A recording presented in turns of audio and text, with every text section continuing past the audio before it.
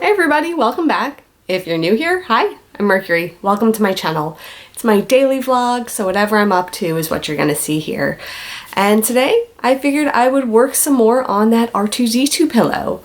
So, if you recall, I have this Star Wars Knitting the Galaxy knitting book, and I started working on this project.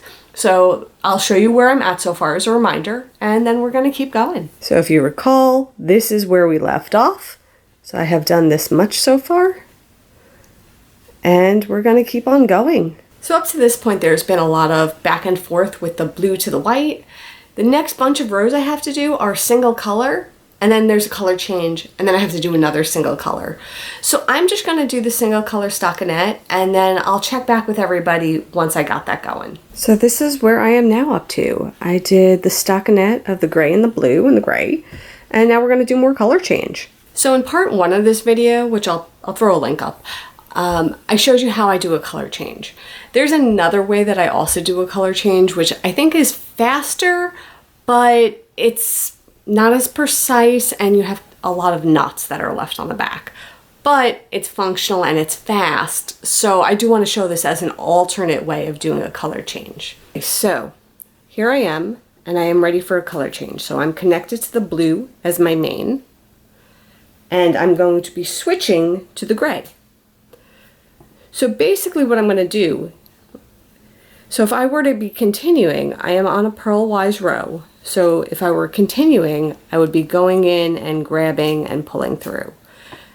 So I'm going to put the blue down, and I'm going to take the gray, and I'm going to hold it with my finger back here. I'm going to take this finger and hold it, and I'm going to create tension just as if this were my main, which it will be now, and then I go and I pull through.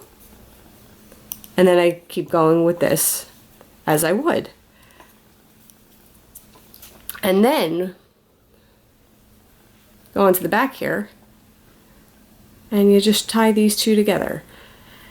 You have to tie these two together if you use this method, because if you don't tie them together, you will end up with a little gap, and the yarns won't bond, and you will actually have separation. So you have to tie those together if you're doing it this way.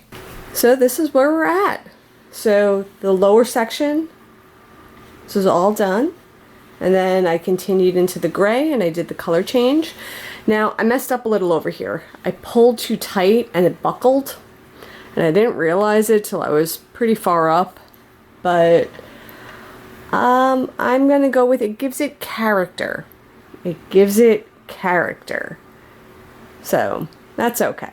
So from here, the next thing that has to be done, there are a number of stitches in this pattern that are double stitch. So that means as you're going, you continue with whichever color you're using. So there's a lot of blue and I believe some gray that I need to go over with a double stitch. And that's done by using the yarn needle and basically like hand sewing stitches on top of the existing stitches to do the color change there. And that's just a different type of color change technique. So that's what the pattern is calling for. But I got through a lot right now, so I'm gonna call it here. I'm gonna take a break and we'll pick this up. But next video we'll be doing the double stitch color change, and I think then we go on to the back after that. So moving along. So with that, I'm done for now, and I will see everybody tomorrow. And until then, stay inspired by everyone. Take care.